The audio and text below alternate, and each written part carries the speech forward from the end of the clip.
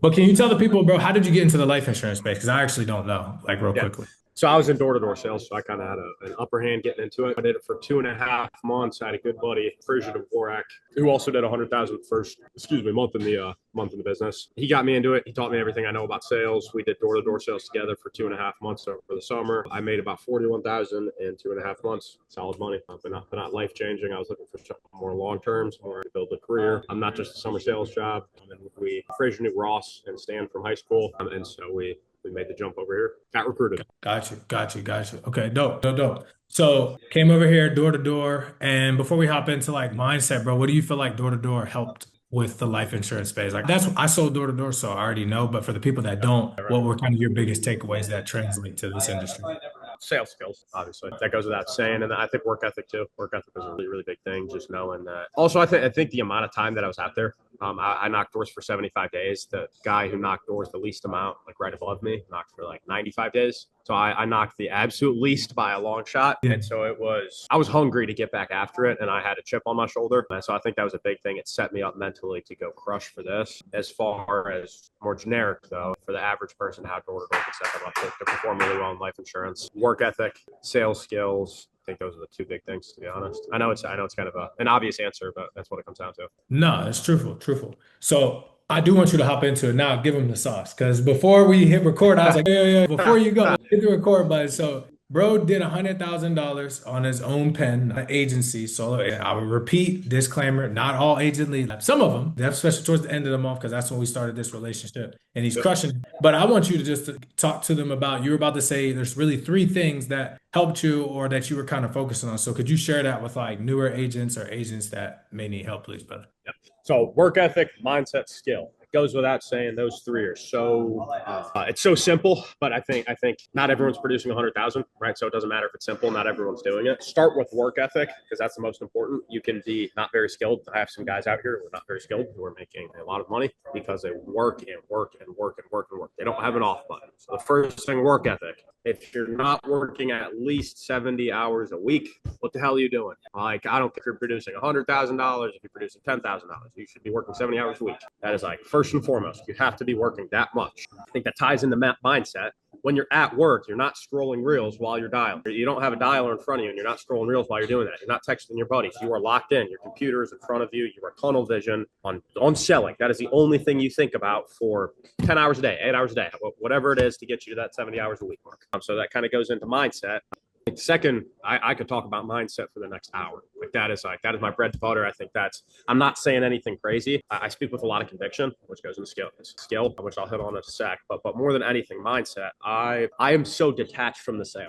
I don't care if I get the sale or not. If someone slams me on account, there's times I let it get to me.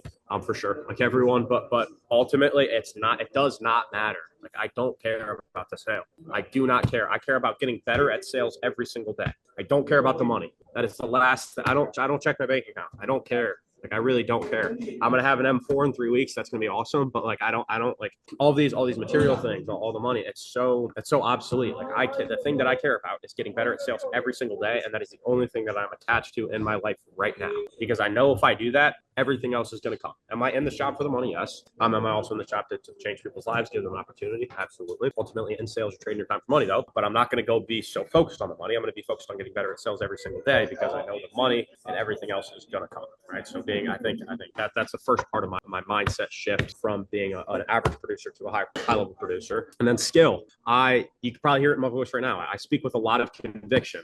On the phones, I demand respect. Either you're going to get walked all over, or you're going to walk all over someone. If it is I'm an 80-year-old grandma, obviously don't start screaming at her. Don't start like speaking with so much conviction. Mirror whoever you're talking to. But 9 times out of 10, when I'm dialing, I did 22,000 in a week off of purely aged leads. Like with those aged leads, you gotta freaking scream at them. You have to demand respect. Like you have to demand it. And even with a lot of these fresh leads, like you can in the intro, like I'm saying, hey, like very questioning tone, like, hey, Trey, hey, this is Sean. I was just getting back to you. After that, dude, I'm intense. Like after that first like questioning tone, because if I start intense, I'm probably gonna hang up on it before that. After that, dude, I'm intense. Like I am really, really intense. That goes into skill, I think. If you have the ability to do that, lean into it. Be intense, be direct, be blunt.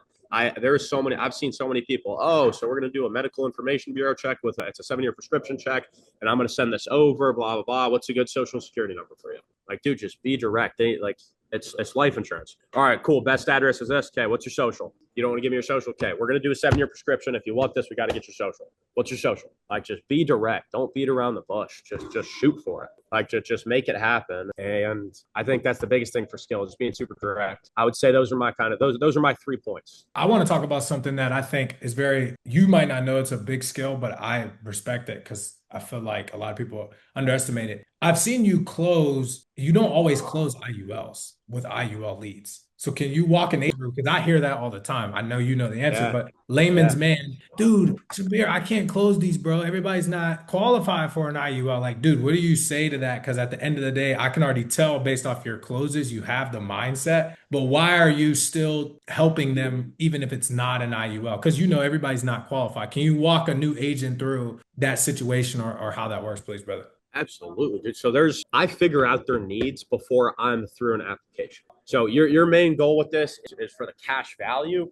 or if it's to protect your family, God forbid you were to pass away. It's half and half. Awesome. That just gives me so much fuel. Now, or if they say cash value, so much fuel to sell them on. Oh, what's this going to look like if you don't have this? Wow, you have no retirement plan. You don't have a 401k or a Roth IRA. So you're telling me you're basically screwed if you don't get an IUL. Like you're not looking at, so you're looking at this as a need, not a want. If they say it's a need, that's an easy sale, right? Because they're just giving me everything I need to objection handle at that point. I'll flip it back to, you think this is neat. If it's the death benefit, if it's the life insurance aspect, it's not the cash value that they're attracted to. Okay, you have kids, a couple kids, and I know this is kind of an uncomfortable question, Trey. God forbid you were to pass away. What would that look like for the kiddos? Financially, obviously not emotionally. Wow, so they'd be completely screwed. Okay, so you're looking at this as a need, not a want, correct? Cool. So then you deep dive into that. And I've had people literally sit on the phone and cry with me, like because or cry to me because they're so emotional about what will happen if they don't get this insurance in place. And so if they need it, they need it. Like whatever you are, whichever angle they say, you take that angle. Even if they say cash value, you can still pivot that to a whole life. But what I always do, and I think that I don't think a border's line at all personally. I never tell people coverage. I don't until the very end. That's like one of the last things that I will tell. And so even if they say that they're more interested in the death benefit, like they can ask me 20 times, hey, what's what amount of coverage is it? I treat it like an objection. I reframe, keep going with so. Like how much coverage am I going to get for that $150 a month? Oh, I don't know till the end. Anyways, because if at the very end, tell them, oh, I can't get you approved for an IUL because it was going to be $200,000 in coverage for $150 a month versus, oh, I got to pivot back to, oh shoot, now it's going to be $20,000 in coverage for $150 a month. That deal is gone. It's out the window. So I never tell someone coverage until the very end. A lot of people will pitch off of coverage, off of how much coverage they want. And if someone asks me, like, oh, I want this amount of coverage, cool. I want a Ferrari, right? In a perfect world, you want millions of dollars in coverage. I want a Ferrari. Guess what? It's not a perfect world. So we can't get you that. What we're going to do, we're going to go off your income and your expenses and your budget. So I break down every single time, intro, health questions to see what I can get them approved for. Because if I need to go whole life before I go IUL, then I will. If they had a heart attack like a year ago, I'm going to go GI. There's no way around that, right? I'm going to do whatever I can to get them in that deal and pitch them on that product. I'm assuming that it is helping them out, putting them in a better position. I might go intro, health questions, and then I go income expenses. So whenever I pitch someone, it is off their budget and off their monthly income, what they're willing to put in. So, hey, Trey, I forgot to ask, man, what are you doing for work? Contractor. Cool. And what are you bringing in monthly after tax? $5,000. And what are your expenses like? You got a car payment, a mortgage? Car payment, it's about $700. Mortgage is about $1,500. Cool. Let me ask it this way. What do you think you're pocketing each month after all your expenses? I probably have to me probably like $1,300. 1,300 left over. That's what you're saving every month. That's correct. Okay. And out of that 1,300, how much would you be looking to invest into life insurance or an IUL? I don't know. I saw something on the ad about like $250, maybe $300. That seems about right. I mean, I guess. Cool. Yeah. So it's not, insurance isn't one size fits all. You know what I mean? It's whatever's comfortable for you. There's 3 goals with this. First one is to make sure that your family's protected. God forbid you were to pass away, because the last thing that we want is them worrying about burial expenses and then also grieving, obviously. Second goal, getting you closer to retirement, building a tax-free retirement fund. The third goal is to make sure that we never ever take food off the table before you pass away, before you retire. Because if we did, that would be defeating the point. So you feel like that 250, $300 a month, that's super comfortable even in the toughest months, correct? Yeah, I mean, maybe like 200 would probably be better than when you say it like that. Awesome. That's perfect. Let's shoot for an approval at 200. What's a good last name? Then you're in the app. And that's what I do that every single time. So, and if they ask me, oh, how much would I get for off of $200 a month? How much coverage would I get? I don't know. We don't know till we're through app. And that's not lying. Like I don't know if they like on Transamerica. Sometimes on the quoter they got way different prices. Like on it's I truly don't know, and so I won't pitch coverage. I'll always pitch how much they want to put in monthly, and it makes it about 10 times easier to pivot at the end. And then pivoting, it shouldn't be that hard. If someone is truly going to be put in a better position by having some insurance than no insurance, do it. If not, then don't do it. I think it should be as simple as that. And if they really will be in a better position, then they should already be sold on that whole life policy as well. They should feel like some insurance is better than nothing. Yeah. And just so everybody understands that's watching this, what he's just saying in layman's terms is he's pitching on concepts rather than numbers. Most agents get on calls and all they do is focus on numbers and policy amounts and how much they're gonna have to pay. And rather he's like, okay, what is this gonna do for you? Here's how it works. And how much can you contribute? Let me be the professional and actually put you in a better vehicle. And he has control. And they also are waiting too, because if they don't necessarily know and they trust him through this process, all he's doing is solving their problems. They don't need to know all the details because they came in for a problem. He's just assessing it, giving it to them. So,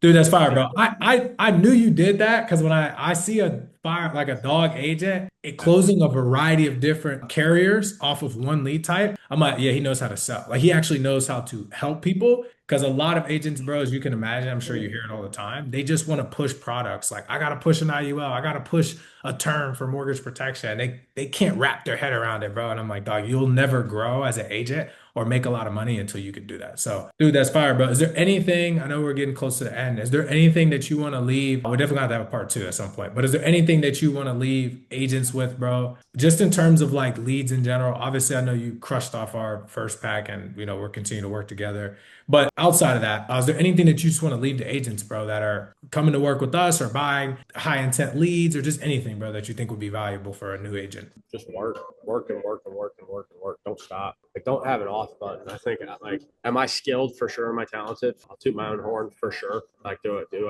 I think that do I think I'm an outstanding salesman? Yes. But would I be anything without the work ethic that I have? No.